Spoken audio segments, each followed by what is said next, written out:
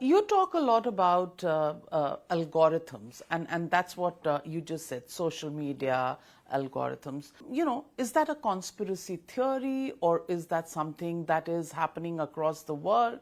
Do you think there was Chinese and Russian interference in the elections in the United States? How do you look at, social media influencing elections itself, and the rhetoric that we've heard in recent times? And in that rhetoric, with the attempts at assassination of Donald Trump comes, sentences by Joe Biden, who said, let's get Donald Trump in the bullseye. Do you think some of these utterances have led to this very polarized narrative on social media? I think there's something even deeper going on, which is a mental health crisis, both in this country and in the modern West and the modern world more generally. But what these social media algorithms do is they prey on those insecurities, right? They cause you to click on something more quickly than the other thing if it strikes an insecurity or generally a negative emotion in your heart. And so in some ways it's throwing kerosene on a fire, a mental health epidemic that's already burning, really turning that into a conflagration.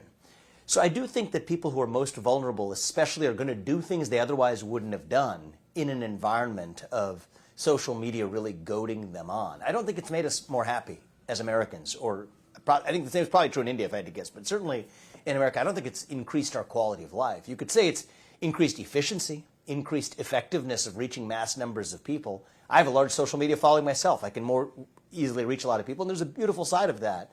But I think on net, the way these algorithms work have really been preying on our psychological insecurities and frailties, especially in youth. So you got to draw a distinction here, because in adults, there's some things that have positives, some things that have negatives. One of the areas where I draw a distinction is I don't think kids under the age of 16 should be using AI-powered or algorithmically powered social media. When you're a fully formed adult and you're grounded, then you can deal with those risks. Just as we say for tobacco or alcohol or even for unhealthy foods of various kinds. As an adult, you're free to make your own choices. But I think kids aren't the same as adults. In some ways, protecting children in this domain is my core area of focus. Let me ask you, freedom of speech, yeah, on the one hand. On the other, statements by people like, let's say, Elon Musk, who owns X, or what was known as Twitter, and he says nobody's even attacking or trying to assassinate Joe Biden or Kamala Harris. Now, is that free speech? Is that conspiratorial? Is it? So I'm not familiar with the specific statement you cited. I should say Elon has become a good friend over the course of the last couple of years. He's somebody who has created some of the most valuable companies on the planet, because what are companies valuable for? They provide something of great value at a lower cost than it takes for people to be willing to pay for them. I think that's a beautiful thing. He's also somebody who has been an unapologetic defender of free speech in America. Here's my definition of free speech, okay? What counts as free speech, certainly in the American context? A threat is not free speech. Saying something engaging in fraud, commercial fraud, is not free speech. But here's what it is.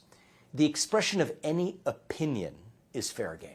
So there's no such thing as a wrong opinion. There may be a heinous opinion, but the right answer to that kind of bad speech or a heinous opinion is not less speech, it's more speech. And so I consider myself a free speech absolutist.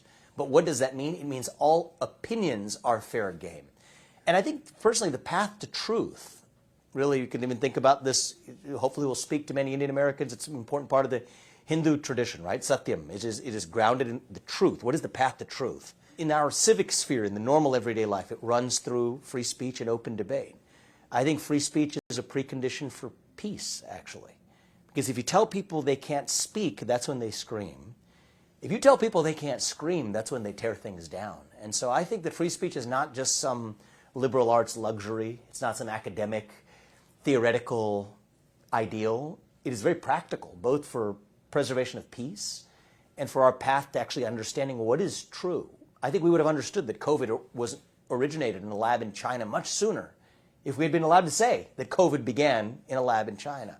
I think we would have reached the answers to a lot of much more difficult questions relating to the fact that many of these COVID policies didn't work, school lockdowns, et cetera. We would have gotten to the right answer sooner if we had been allowed to debate them. So that's why free speech is such a core value to me. So Satya and Satyamev Jayate, as we say it in India, that truth always wins.